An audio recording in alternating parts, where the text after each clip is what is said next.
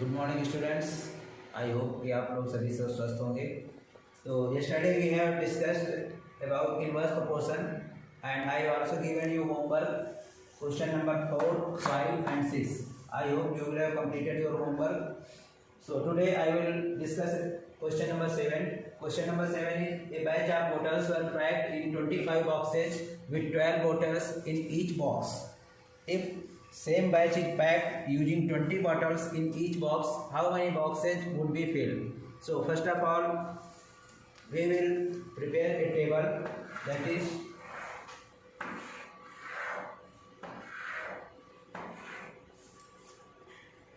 number of boxes and number of bottles. Number of box and here number of bottles. If there are 25 boxes, then 12 bottles in each box. Similarly, if same batch, that is total number of bottles is same, using 20 bottles in each box, I have to calculate how many boxes. Suppose boxes are X. So here we know that if total number of bottles is same, then if you will increase the number of boxes, then number of bottles will be decreasing. Similarly, if you will decrease the number of boxes, then number of bottles will increase. So there is a inverse proportion. So I will solve it for inverse proportion. So dear students, in question number 7, I have already made the table, that is number of boxes 25 and number of bottle 12. So here number of box, if you will increase, then number of bottle will decrease because total number of bottle remains constant. So I will solve it.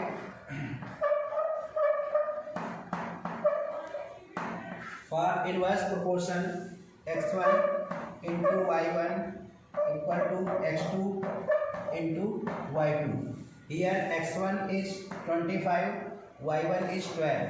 So we will put value 25 into 12 equal to x2 is x and y2 is 20. So after solving, we will get 25 into 12 divided by 20 because 20 is here in multiplication. We will solve it after simplifying. 4 3 are 12, it will be 15.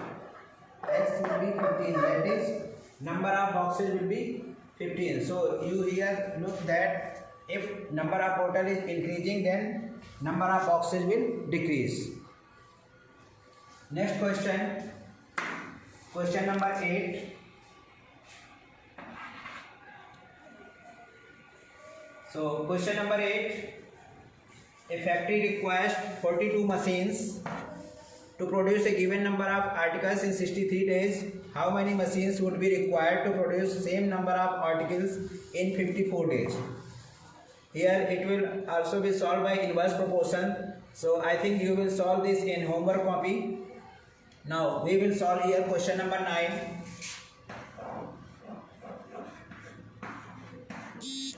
In question number 9, a car takes 2 hours to reach a destination by traveling at the speed of 60 km per hour.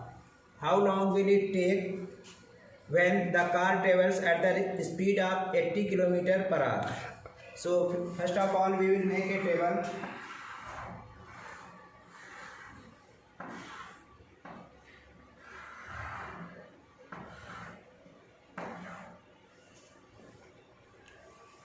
Time, speed, and you know that time and speed are inversely proportional to each other. So here time is 2 hours, then speed is 60 km per hour.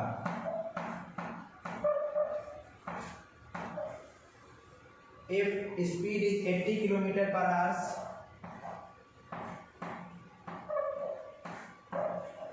then what will be the time? Suppose time is x hours. So again we will solve it by same formula, x1 y1 equal to x2 y2. Applying x1 y1 equal to x2 y2. Here x1 is 2, this is x1 and this is y1.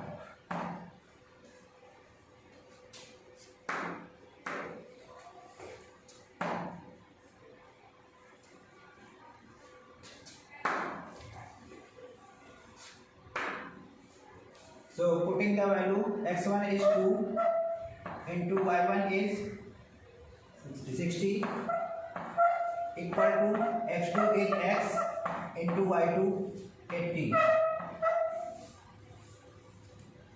Now we will transfer the value 80 under the 2 into 60 because it is in multiplication in right side. So after solving we will get 2 4 8, that is x equal to 6 by 4, or you can say 1.5 hours. So here if again you observe that time is 2 hours, then speed is 60. If you will increase the speed, then time will decrease, that is 1.5 hours. So it is a inverse proportion. Now question number 10 you will do in your homework, and when you will come to school I will check question number 10 and 8 in homework notebook. Thank you.